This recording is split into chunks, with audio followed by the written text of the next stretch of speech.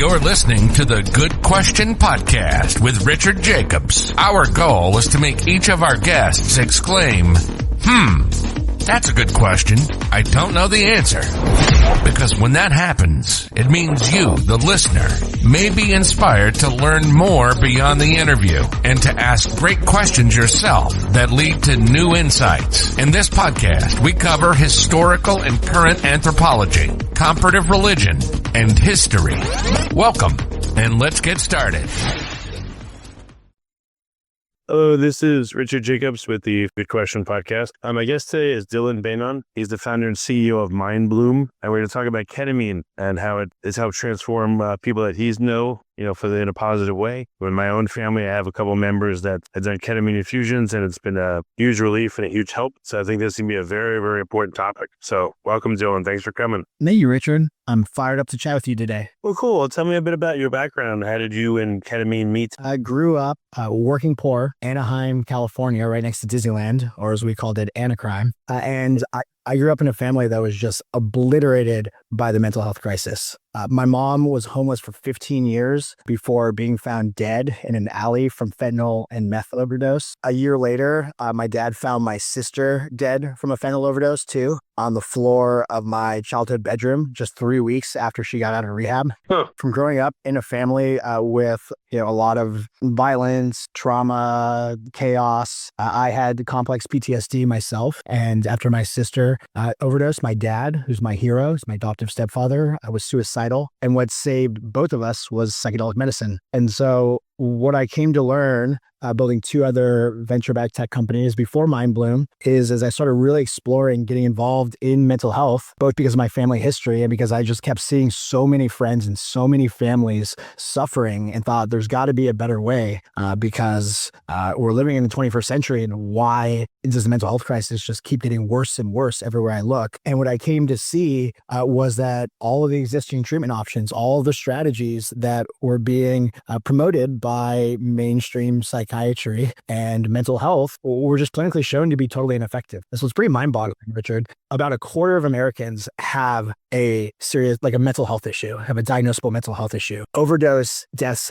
have like 5x over the last 20 years. Suicide is a leading cause of death in America. Depression is the number one cause of disability worldwide. Everywhere you look, that the mental health crisis is getting worse and worse. And we've got 50 million Americans who are taking SSRIs, antidepressants like Lexapro and Prozac, 25 million Americans who are taking anti-anxiety meds like Xanax, 25 million Americans who are doing traditional trauma-led talk therapy. But depression has almost 3x'd over the past 20 years. So it's crazy. Yeah. I know when some people are depressed, they don't want to do anything. They don't want to go anywhere. So they just, they go into this state of like lethargy and nothing gets done. They don't want to talk to people, and it can be a downward spiral, Yeah, it's really tough. I had, so Mindbloom, we're the biggest provider of psychedelic therapy in the world. We facilitated over 700,000 psychedelic therapy sessions, helping people with depression, anxiety, PTSD. And we've done it in a way that has both brought the cost for our clients down like 80% from infusion clinics, like the ones it sounds like your family have gone to. It's 100% at home, so it's completely accessible. We reach like 85% of Americans. And we have like the best outcomes in the game, which have been published in peer-reviewed clinical studies, which are the largest clinical studies in psychedelic or ketamine therapy history. And the way that we give people incredible outcomes is that we're giving people like the equivalent of like world-class facilitation through psychiatrists, transformational and psychedelic coaches, an online community of thousands and thousands of clients sharing their experiences, a mobile app that's like Calm or Headspace for psychedelic therapy with hundreds of tracks that we've composed ourselves for the sessions, AI voice journaling and AI psychedelic art, and so much more. Yeah, the typical protocol from what I've seen, so you can get a shot or you can get an infusion, where they have like a therapist sit with you and a paramedic sit with you and all that stuff, but they are expensive. The protocol I've seen for the infusions is like they want you to come met every week 6 times, and each infusion is like at least $100. So you're looking at probably at least $4,000 for the initial treatment from what I've seen, just letting you know. And the shot, I don't know how much it is, but that's what I've seen out there from 3 different clinics so far. Yeah, we're 80% cheaper than that. And also, one thing I found really interesting, so in Mindbloom, we offer 2 different formulations of ketamine. We offer tablets that you dissolve under your tongue and in your cheeks, and we offer injectable ketamine. So it's just a little insulin needle, just like a GLP-1 agonist, like Ozempic, into your stomach. It's like painless. Are the tablets, you mean, are those troches, those dissolvable, like putty type ketamine? We use rapid dissolve tablets, but they're quite similar. They dissolve more rapidly. The eponymous rapid dissolve tablets. But the injectable ketamine is the gold standard route of administration. It's by far the best. It's the best experience in terms of not having to have the flavor of ketamine in your mouth or in your nose. The best onset, it's like 3 to 5 minutes smooth onset, like taking off in an airplane, and the most predictable in terms of getting people the desired therapeutic dosing, which is really challenging actually, because everyone's brain chemistry is different, and keeping people there. But one thing, if you do an infusion, you can stop and come out of it if something goes wrong. I don't know what would, but with injection, what happens if you're like, this is too much? Yeah. So I'm going to go 2 directions with your question. So one is, I actually find the fact that anybody's doing infusions fascinating, because it actually makes absolutely no sense. So I have tried pretty much every route of administration of ketamine therapy. I have a lot of our providers and a lot of our clients who we interview. And it never made sense to me why you would do these IV in your vein infusions of ketamine versus injectable ketamine, whether that's subcutaneous in your stomach or like intramuscular in your arm or your booty. And a few reasons that it never made sense to me is, one, when you do injectable ketamine, the onset, so like the time it takes to feel the effects, are about 3 to 5 minutes. When you do the infusion, it's immediate. And so there's a difference between taking off in an airplane and getting blasted off in a rocket ship. And for a lot of people who are mental health patients and they're coming in, they are nervous as hell. And what you do before, during, and after a psychedelic or ketamine therapy session dramatically affects the quality of the experience and the quality of the outcomes. It can be the difference between life-changing or life-saving experience and results, or traumatic experience.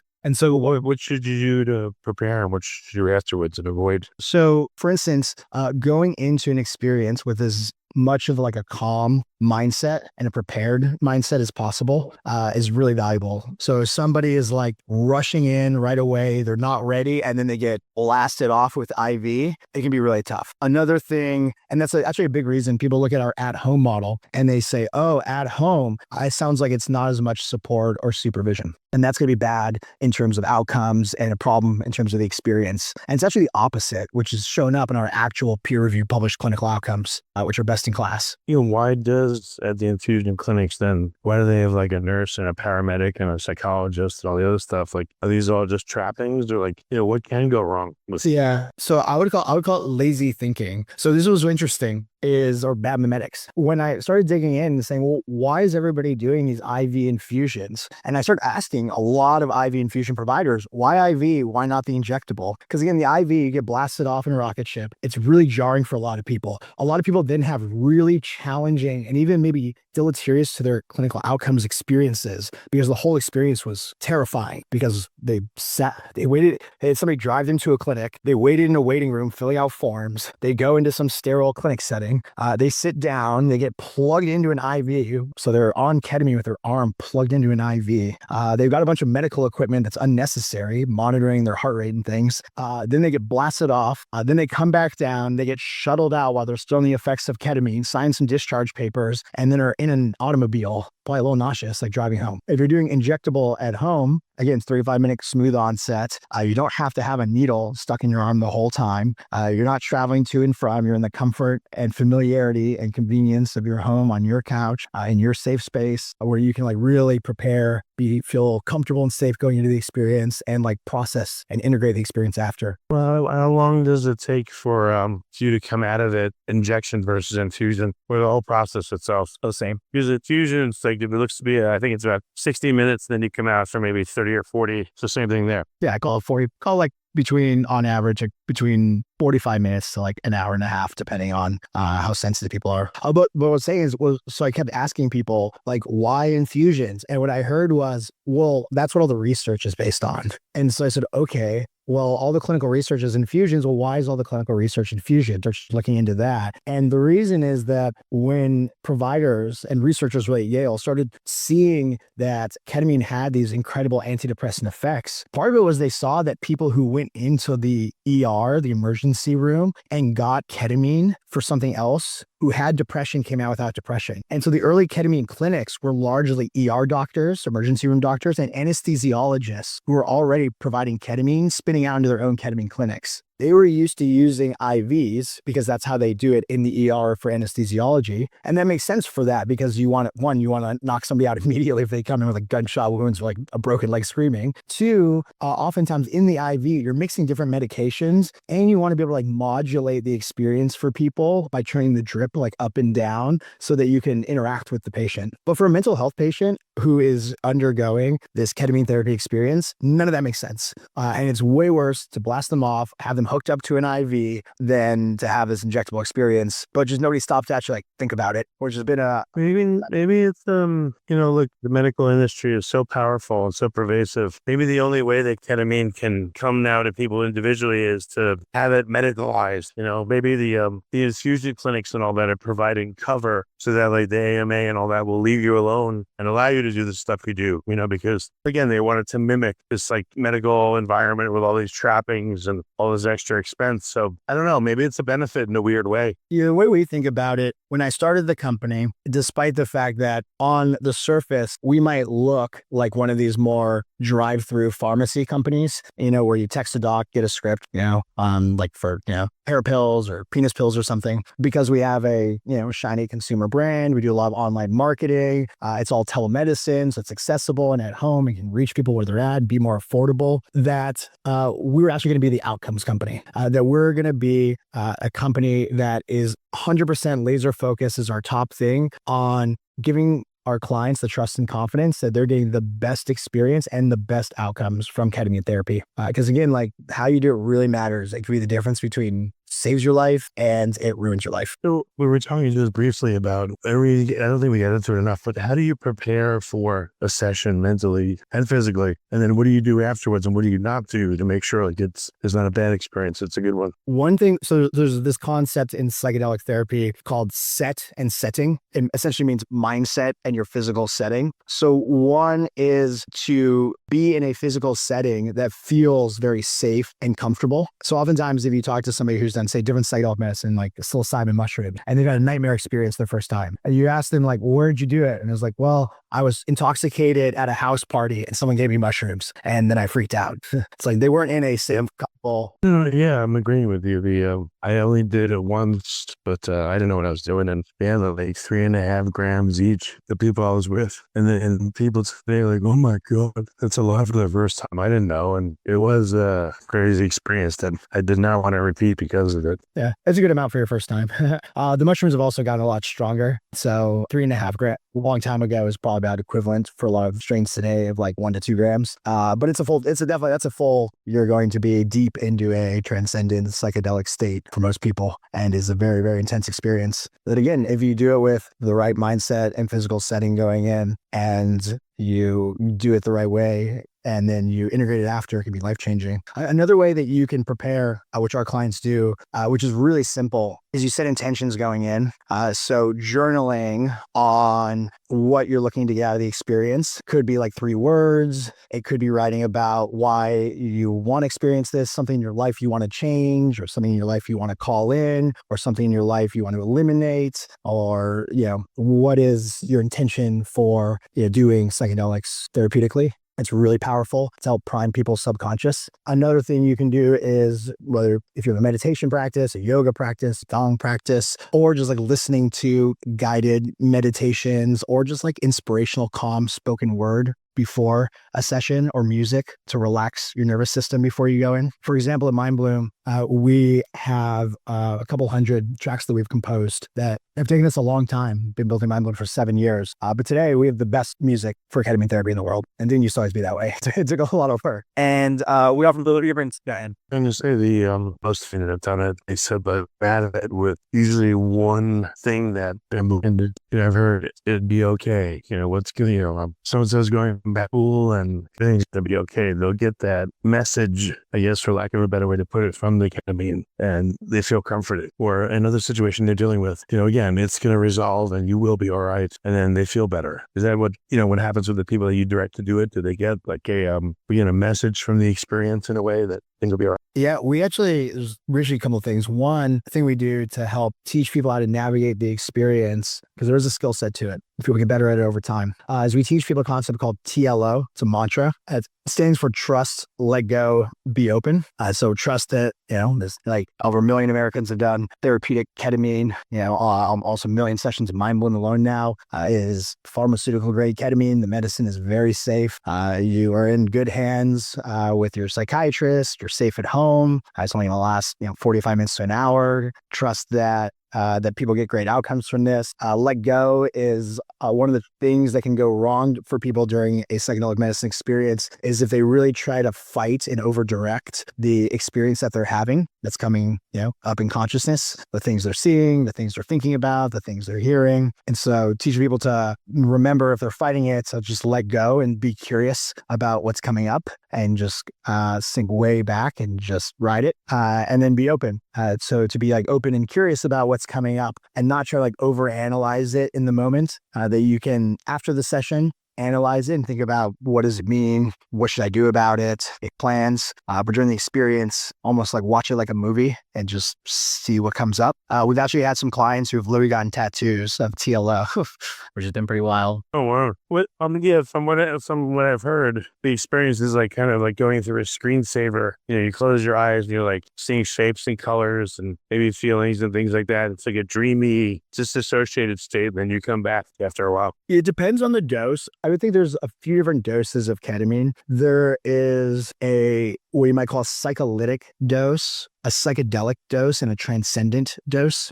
So a psycholytic experience would be one where you are lucid enough that you can have a conversation with somebody. And so it's not the predominant methodology or protocol that people use, but there are a small percentage of providers who provide psycholytic doses and do, coaching or talk therapy while someone is under the effects of the medicine. Some people really like this for couples therapy in particular. So couples will take it, it'll dampen their ego. Not quite to the degree of MDMA therapy, which would be, I think, pretty game-changing for couples therapy when it's FDA approved for PTSD and hopefully next year. But it's like a pretty light dose you can navigate. Then the psychedelic dose is one where you're probably having pretty distinct visuals. Standing up and moving around is ill-advised and you're not going to want to do it. And you're having a lot of different thoughts, probably a pretty strong and a very usually euphoric and positive way, emotional experience. And this is often the dose where it can like really knock people out of ruminative thought disorders and mood disorders that they're having. Depression, anxiety, PTSD, sometimes even like OCD, addiction, really can like rewire the neural pathways and give people this like tremendous break from depression or anxiety that they haven't experienced sometimes in years. A transcendent dose or experience is one that feels deeply mystical.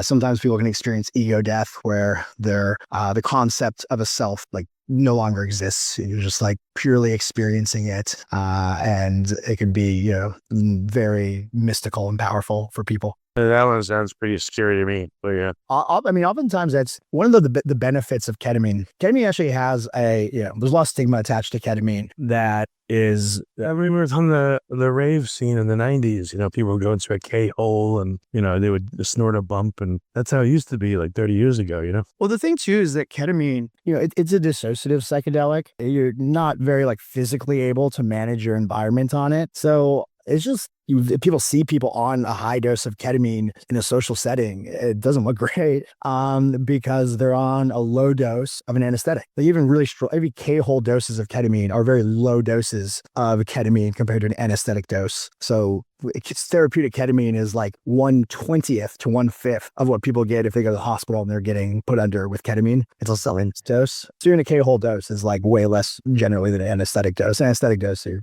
gone, right? But if you're like laying there, eye shades going inward, ketamine is quite gentle. It's gentle physically compared to other psychedelics. It only lasts, again, like 45 minutes to an hour. It's ego dampening. So even if stuff comes up for people that can be challenging material, there you're able to engage with it in a way that's a lot easier than other psychedelics like LSD or psilocybin. And so if you were like plotting out the sort of beginner to advanced gradients or spectrum of psychedelics, ketamine would be like in the beginner psychedelic side of the ladder. Yeah, because mushrooms is like, let's say 5-6 hours, 4 to 6 hours acid, which I would never want to do. Is I've heard 12. Yeah. They like go on to say ibogaine, I don't know, 30 hours of, where ayahuasca goes to 12 or 24. I mean, so an hour is a big deal in the scheme of. Ayahuasca is like 4 to 6 hours, but people often, or like 3 to 5 even, but people ingest it multiple times throughout the evening usually. Oh, so yeah, like an hour and 45 minutes seems a lot more manageable. You're not going to be, flying out there for nearly as long. What does the time component feel like for people that do it? Does it feel like time just slows down, or like how does time progress in their mind? It's actually interesting to say that. It's one that actually varies a bit. So psychedelics are a little more stimulant in nature, like MDMA or MDA or methadone, usually compressed time. So people do them and all of a sudden they look up and they're like, where did the time go? Other more hallucinogenic psychedelics like LSD, psilocybin, dilate time, where that 6 to 10 hours on LSD could feel like, a year. And ketamine goes both ways. Some people report feeling like a compressed time where, they sit up and it's been an hour. Others can feel like time dilated. It's interesting. It also, ketamine amongst all psychedelics, it works on a different part of your brain. And the part of your brain it works on largely modulates a few things, including memory. And so people can have more challenges recalling what happened during the experience. One of the things that can really help coalesce the experience for people so that they can have more material to work on afterwards, when they're really integrating and understanding like the insights that came up and what to do about them and how to improve their lives, is by immediately, once they're sort of able and feel ready for it, to journal on the experience. One of my favorite things that we built at Mindbloom for our clients recently is we ship people a physical journal as part of a kit we call Bloom Box. It has like an eye shade and some other things to enhance the experience for people. We also had journaling in our mobile app, but we recently launched AI voice journaling. So right after your session, you can open the app and it prompts you and asks you a few questions like, what did you see during the experience? What emotions came up? How did your session connect to your intentions? Or did you have any big insights? You just voice journal into the app about what happened during the session. And then after that, what we do is we give you, in addition to the full transcript of your session that you voice journaled on, we give you the AI generated like key themes for the session, and then a description of like what those themes mean. We give you automatically generated integration ideas. So based on like your medical history, based on things that came up in your session, your goals, here are some things that you could do next to continue like integrating this experience and improving your behavioral thoughts and emotional patterns. Really make changes in your life that stick while you're in this neuroplastic window from the ketamine, where your brain's more likely to actually make changes. And we also give you, which is really neat, AI generated art. So I've had all these psychedelic experiences throughout my life. Psychedelics changed my life, like I said earlier, just like ketamine changed and saved my dad's life when he was suicidal. And I've had these experiences where I would love to be able to like draw them both as like a landmark milestone for me to remember the experience and to share with other people. I've seen some cool stuff, powerful, like really meaningful to me that I like to share with other people. It's really cool. Well, but I don't have any like artistic ability stuff, or at least I haven't gone down that path. And so what we launched was AI generated art. So when people voice journal, it now gives them a few different pieces of AI generated art. So all of our clients are now psychedelic artists, and they're creating art that like acts as different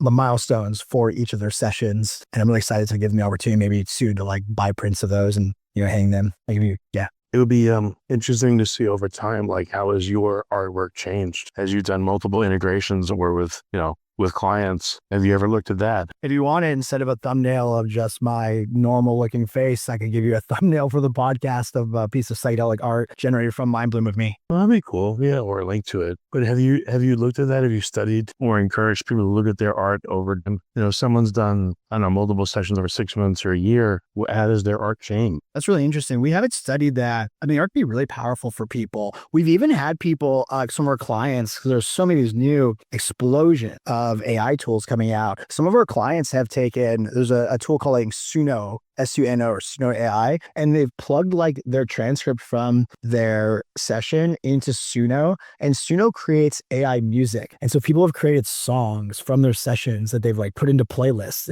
And so each of their sessions has a song, like literal music, like a music track, which is pretty cool. We haven't built that into our app yet. But I think for people, like seeing or hearing something that brings them back into the experience and helps them reconnect to it. So like, for example, for me, one of the top motifs or things that come up for me over and over and over again in my psychedelic experiences is like the importance of the relationships I have to people in my life, like to my father, who's my hero and saved my life. Like if it wasn't for him, I would have been he's my adoptive stepfather. Like he came to I never met my biological father, and I had a severely mentally ill mom. And so he didn't come to the picture. I would have been in foster care or prison or dead. I have a partner in crime, my soulmate, who was actually the founding head of engineering at Mindbloom for the first 4 years. We've been here for 16 years, friends. And through my psychedelic experiences, one of the things that comes up most frequently is just how important those relationships are, and like how I could just do a lot more to like appreciate them, savor them, and like invest in them, how much I take them for granted. And so I feel like one common thing that comes up for psychedelics experiences for people is people go in with their intentions, myself included, thinking that they want to work on X, like, oh, I want to be more inspired at work, or, oh, like I want to figure out where to take my career, or I want to figure out like how to quit vaping nicotine. And then what ends up coming up, kind of this idea of you get the experience you need, not the one you want. What ends up coming up is like so much more profound than the thing you thought you needed to work on. And so it's like, oh, I thought I needed to work on like how to feel more inspired at work, but what actually I really need to work on is I have these incredible relationships in my life that I'm not even talking about or thinking about or paying attention to right now because I'm thinking about this micro thing, like how do I be more productive or something at work? Well, what's an example of some intentions, without names attached to them? And then what have been some of like the testimonials or, realizations that people had that you thought were powerful or pretty cool to talk about? Yeah, I'll do it right now. I will literally pull up I sent out an investor update a couple days ago, and I always share a client story of the month. I am someone who has looked into every method for help. I am 52 and have lived a life full of anxiety since 4th grade. Mindbloom has been by far the most helpful treatment I've experienced. Brian, the most common testimonials we get, the words life-changing and life-saving are literally the plurality terms that people use. And other ones feels like years of therapy and just like a couple sessions. And those sound like outrageous, but that's like how bad the mental health crisis is. And that's how deficient existing treatment options are. SSRIs like essentially don't work. For people who have major depression, SSRIs, which 50 million Americans take, will only work better than a sugar pill, than a placebo for 1 out of 7 people. For mild or moderate anxiety, for depression, 1 out of 18 people will get better results than a sugar pill. But about 50% of people have serious side effects: weight gain, sexual dysfunction, insomnia, sometimes suicidality. Literally, suicidality is a side effect of SSRIs. Ketamine therapy. Terrible or ridiculous. Yeah, it's mind-blowing. It's really tough for patients. It's really tough for providers too. Like you think about it, you go into psychiatry. So you do pre-med, then you go to medical school, then you do a specialty in psychiatry. You get out to start practicing, maybe like in your 30s or 30, and you're told that you're going to have all these tools to solve a mental health crisis, and then you're given SSRIs, and you're told, okay, here you go, and then you just see person after person after person who comes in with you absolutely struggling for like 5, 10, 15, 20 years often. And you're just cycling them through these antidepressants and then trying to treat all their side effects while the antidepressants don't work. Brutal. That's terrible. Yeah. Well, I should have asked you at the very beginning, but who is ketamine for? Who is it not for? I know everyone has to be evaluated, or at least evaluate themselves, but in general, when do you think ketamine might benefit someone based on what they're saying to you? So at Mindbloom today, we're prescribing for anxiety, depression, and PTSD, anything from light symptomology to pretty severe symptomology. We actually screen a lot more people out whose symptoms are more severe than like they don't have enough symptoms. And we refer those out to in-person providers, which is probably just playing a little too safe, to be honest. And so that's what we're prescribing for. But honestly, like it should be elective. Like right now, the current mental health system and really all of medicine is what I call like medicine 1.0. It's reactive. It's waiting until you have like a disease state or a problem to treat you. And we're moving towards medicine 2.0, which is more proactive, it's personalized, and it's not about like waiting until you're sick to treat you. It's about helping you be as healthy as possible, both to live the best life possible you can, but also so you don't get sick. Like, when somebody's pre-diabetic, that's too late to start talking about diet, exercise, or even GLP-1s. Like we would want you to be, as healthy as possible so that you never even come close to being pre-diabetic. So people like fit and healthy and vibrant and don't get sick. And so ketamine and psychedelic medicine will move towards more electric treatment over time because there's not just like your normal or you have depression, anxiety, or PTSD. There are obviously gradients of mental health and well-being. Anything from like you're okay to, you are feeling incredible on cloud nine, high energy levels, great mood, high libido, well rested, happy. It's self-evident to say that there's a gap between okay and super happy. And so ketamine can't help, just like other psychedelics, people go from okay to extremely high levels of mental health and well-being. But today, Mindbloom and most other providers, I think all other providers really are prescribing for at least light symptoms of anxiety, depression, and PTSD. So we do diagnose people with those things, and they come in with those diagnoses. However, we've normalized those things. So a lot of people will say, well, I don't think I have anxiety. But if you take an anxiety screener, it turns out like you actually do have light anxiety or like mild anxiety. It's not normal to feel restless. It's not normal to sleep, have sleep problems half the days of the week. It's not normal like to be overly worried about the future. But we've normalized that in society. One thing that's been interesting is that our clients are often older Americans. So 70% of our clients are actually between the ages of 37 and 57. We have more clients, I believe, over the age of 65 now than in their 20s. And that was surprising to me, but it wasn't surprising to our clinical team. And that's because like today we see younger Americans talking about mental health stuff a lot, which is great. It's helping to destigmatize it. But it's actually older Americans who really suffer often from mental health issues.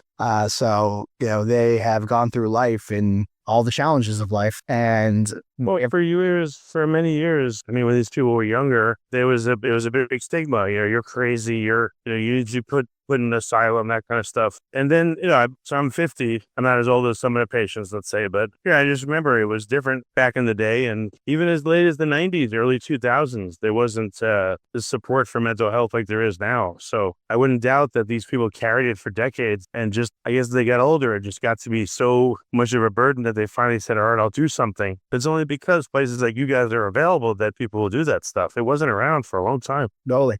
But the biggest thing is it didn't did something because the stuff they were doing doesn't work. So like even if they do go and take antidepressants, even if they do go to talk therapy, which has been shown to be no more effective than placebo, even if they do take Xanax, which doesn't work to cure depression or to cure anxiety, it just reduces the symptoms temporarily. Those things don't work. There are some schools of therapy that look like they do work, some protocols. ACT therapy, acceptance and commitment therapy. I think you had a guest or two on your podcast talking about that. I just listened to an episode up. Yeah, I heard much better things than CBT. ACT much better, yeah. Yeah, CBT is just the adherence rates are really low. Like I did CBT for insomnia. I think it's like 9% adherence rates. I don't know. I'm surprised it's 9%. It was possible. DBT therapy, also really effective. Dialectical behavioral therapy. It is a sort of I call it a subcategory of CBT therapy for emotional regulation. And so there are certain types of people with borderline personality disorder, or just people who their emotions are getting in the way often of them living a happy, healthy life and having healthy relationships with friends, romantic partners, work, etc. That can be extremely effective. I also think there are some other interesting emerging therapies. IFS, internal family systems. I think the clinical data is not there yet, but there's like enough people who really seem to be getting some incredible outcomes that there seems to be something there. Hakomi therapy is also interesting. It's a little bit more holistic, but it's seen in aligned with the psychedelic therapy modality, but a little different. I think it's really interesting as well. But the traditional, going back to ketamine for a minute, what percentage of people do not get relief or do not seem to have any sustainable help from it, even if they've done it 20 times? Yeah, so the peer-reviewed clinical studies that we've published, and we're due for another one, have been for the last one was, I believe, over 14,000 patients. And I believe it was 89% of patients saw improvements. So if someone's, been doing it for a while, they're just not really getting any sustainable help. Does that mean they're doing it wrong? More likely than it's the therapy that's not working for them? I think there's a few things that, so this is more just my personal view. One would be adherence. So oftentimes the challenge is they just never really give it a shot, right? Like they didn't really onboard to it. They didn't modulate to the right dose. They gave up a little early. We see that a lot. So we start people at like a low dose, and we have our own dosing system that we've developed called 3P dosing. So it's dosing that's personalized, it's dosing that's precise, and it's dosing that's proactive. So we really do a lot of work to really proactively get people to the right therapeutic dose for them, because it really is different for everybody with ketamine or any other psychedelic. And so some people just give up. They get a session or two in and they throw up their hands and are like, this doesn't work for me, before they really give a shot. Other people, it just doesn't agree with them. So you see this with other psychedelics too. Some people, for me, like MDMA was the first psychedelic I did and the most important one I've ever done. And it was completely life-changing for me. I used to be really angry, resentful, had complex PTSD, which I came to learn later. We get in fist fights. I'm lucky I never got kicked out of college or go to prison or worse. MDMA helped open me up emotionally and helped me engage with my PTSD and my ego, which had a lot of barriers and defenses built up, that would present as arrogance, but was really, I think more like fear and insecurity. It was life-changing for me. And we see that often with veterans with PTSD. MDMA seems to be incredible for. Other people, MDMA doesn't really agree with them. And psilocybin might be the psychedelic medicine that's most powerful, or ketamine. So I think often it's and we're trying to get better over time, and we're using AI to do this too, to match the right patient with the right dosing, with the right protocol, with the right providers at the right time. And as we have more and more psychedelics and other novel and emerging neurotechnologies, we're just going to get better and better at matching the right person to the right medicine in the right way. But we're still really early to figure that out. But one interesting thing, for instance, seems to be that people with anxiety need higher doses. They fight it more. And that's one interesting thing where we have seen that we're potentially adjusting our clinical protocols around. So when someone, when the ketamine quote unquote work, does it work forever? Or, would it work for, let's say, 3 months, they got to get a booster or something, or work for 6 months? What happens with people that, again, quote unquote, it works? I mean, it's not a great answer, but it just depends. It's some people, it also depends on what happens in life. Things happen in life too. Again, mental health is it's really interesting because it's kind of a dimensional, not categorical health issue. And by that, I mean, you either have a bacterial infection or you don't. And so when you get treated for the bacterial infection, the idea is that the bacterial infection goes away. And so, whether or not you get in the future means where you re-exposed to this bacteria or different bacteria. But depression, anxiety, PTSD, these are disease states where you just eliminate it and never comes back.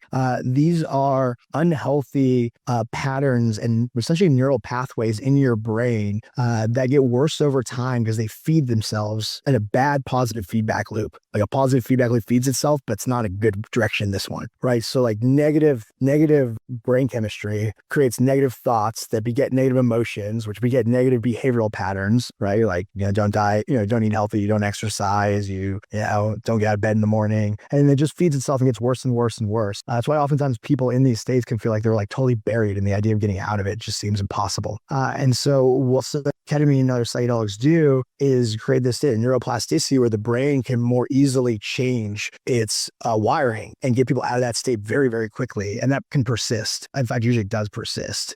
So an analogy or metaphor would be your neural pathways in your brain are kind of like somebody who's walking through the snow every day, and it creates deeper and deeper grooves in the snow, where at some point the grooves are very, very deep and you can't get out of those grooves. And then what taking ketamine does is creates this neuroplastic state of neuroplasticity, where now it's snow covers in those grooves, and you can now walk a different path easily and carve a new path. So for a lot of people, it persists. And then also stuff comes up in people's life. So somebody who's coming in with, depression, for one thing, they might have a severe death in the family that puts them back into a, depressive grief state. So I think of it more as it is a tool that extremely consistently, so again, 89% of people who do ketamine therapy, at least with Mindbloom, I can't speak to other people's clinical outcomes, and I think ours are amongst the only that are peer-reviewed and published, especially large provider groups. For 89% of people, it improves their mental health noticeably. And for something 63% of people of full remission from something like suicidality, it is really stunning. I mean, it works at a high level, like 10 times better than SSRIs. It works for way more people at a way higher magnitude or effect size, we call it in clinical research, with 10 times fewer effects. They literally, SSRIs are 50% of people have side effects. Ketamine is less than 5%, and the side effects are way lighter. And it works way faster. So ketamine works after like a session or two, whereas SSRIs take 6 to 8 weeks to even know if they're working. Yeah. I mean, again, the people that get benefits, do they feel better? Do they have to go back in periodically for like a re-up, or are certain aspects of their, issues gone forever and other ones linger? Like, what do you see? Yeah. So we see there's kind of different reasons that people come back to. Some people are like, I feel better. I want to feel, but there's more work to be done. Like I've like reduced my depression like 50% and I want to get all the way out of depression. So I'm going to keep going. Some people are like, I feel great and I want to feel even better. Like I'm much so I don't fall back into a depressive state again. Like my symptoms are very light now, but I want to get to a place where like they are just obliterated. Other people want to be on a maintenance, so they don't want to risk slipping. And so they go on like a steady maintenance. And some people are just good for a while. And so we have some clients who continue on with us, some clients who come back from time to time, and some who, we've like caught up with them 5-6 years after, and they're like, I'm good. This changed, this was a one and done for me, and I've never slipped back into depression and anxiety since. Last time I checked, I believe it's of people who like complete an initial 6-session program with us. I believe about 60% are choosing to continue on within the next like couple years. But again, some are right away. Some are... I've heard a term, treatment-resistant depression. Is that a BS term or is that a real thing? Yeah, it's BS. It just means that you tried a few antidepressants, they didn't work for you, which just means you tried antidepressants and then you didn't quit them. You kept trying them. Which is pretty much the universal experience for people who try antidepressants. Gotcha. All right. Well, no, this is great. So, Dylan, what's the best way for people to experience Mindbloom? Like, how do they get onboarded, or at least first start learning about it and then, contact you all for help? Yeah, we made it really easy. Just go to mindbloom.com and you can talk to our team. You can schedule a clinical consult, but we've really sought to make this experience as like easy and seamless for people as possible, while providing like the highest level of quality care to give people the highest level of outcomes possible. And people can follow me on X or LinkedIn at Dylan Beynon. Good. Well, Dylan, thanks so much for coming on the podcast. I appreciate it. Thanks, Richard. This was a blast. If you like this podcast, please click the link in the description to subscribe and review us on iTunes. Thank you for listening to the Good Question Podcast. Please email support@thegoodquestionpodcast.com if you have any referrals to great guests for us to interview. Visit thegoodquestionpodcast.com to hear more interviews. And please help us spread the word by rating and reviewing us on Apple Podcasts, iTunes, Spotify, YouTube, or wherever you listen to this podcast.